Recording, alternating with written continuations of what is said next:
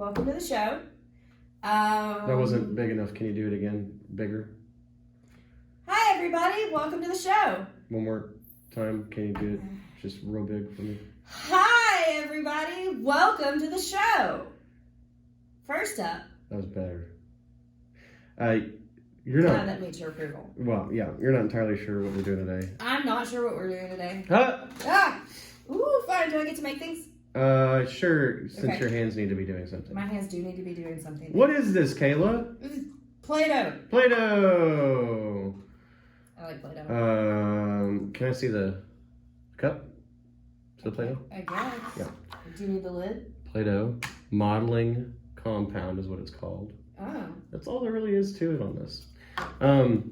Sounds technical. So today we're talking about things that have a purpose. Yes. They're all fun, but they weren't intended to be fun. This is Play-Doh. You use it to make all sorts of things. All the things. And they've got the things you push it through. Yes. And make spaghetti. I never had that as a kid. I was one of those. So what do you think Play-Doh was originally used for? Smell it.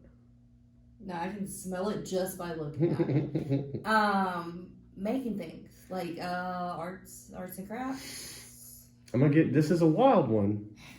Play-Doh, the person who invented Play-Doh, was trying to invent something that could clean wallpaper. I don't recall how good it is at cleaning wall. Take this and well, that's paint, but rub it up and down the wall, and the dirt sticks to it. I wonder if it's more like ticky tack, where you put it on. I mean, stuff does stick to it. If you play with Play-Doh on like a dirty table, but I don't think you wipe it. So you just like. I mean, I think so. I don't know. Who had time to be doing that up and down all of their walls? Well, I can tell you it wasn't successful, but I can see that. When they found out that it was like this, it's like, oh, well, of course, people will play with this. People will make stuff with this. You ever put it in the oven after you make something? Your hands will smell weird all day. You ever make something and put it in the oven for a little bit and then it stays that way forever? I don't remember if I did or I know I've done it with different types of clay, but I don't know if I've done it with Play-Doh. You can do it with Play-Doh. Okay. It's not as good. There's a screen next to you because we didn't have access to a couple of things that I wanted to talk about. Okay. Why don't you go ahead and swipe and see the next thing we're talking about? Silly Putty. That's done. So, yeah, Silly Putty is another one of those things that you play with. It's fun. What do you think Silly Putty was supposed to be used for? I don't know, because if you take it and you flatten it out and you put it on top of like newspaper or something, it like copies the ink, in reverse. So something weird. You think like it's that? used for like an ink press? Well, no, but like something with that part of its function in mind. It turns out not at all. Very, very wrong. Silly Putty. You're just going to have to ignore that that's on the floor. It's going to bother me. Oh, I know. Because you're like, oh, it's eating the carpet. But it's fine. So this guy was trying to make a different type of rubber, I believe during World War II. Okay. And he mixed some things together. And you've played with Silly Putty before. It's real stretchy. Yeah. Does it come all the way back? Not completely. No, it just kind of droops after a while, doesn't it? Yeah. So it didn't really, he messed up big time. He didn't make his product that he was supposed to make. Nope. But, being a smart man, it was fun. Repurposed it as Silly Putty. Yeah. You can bounce it. Yeah. You can stretch it and mold it. You can do the ink thing we were talking about. There's lots of stuff you can do with Silly Putty. You can kind of do Play-Doh-like stuff with it. A little bit. Kind of, yeah. It's a moldy thing. Yeah. What's our next one? Slinky. Slinky! You can only buy these at Cracker Barrel now. Yep. You can't buy them at Walmart. Nope. You have to go to the old country store. Slinkies are fun. What do you think Slinky was for? I'll give you a hint. It wasn't for fun. I mean, based on the fact that it's like not colorful and made of metal, I assume it was a tool of some type. But I don't know. It is very.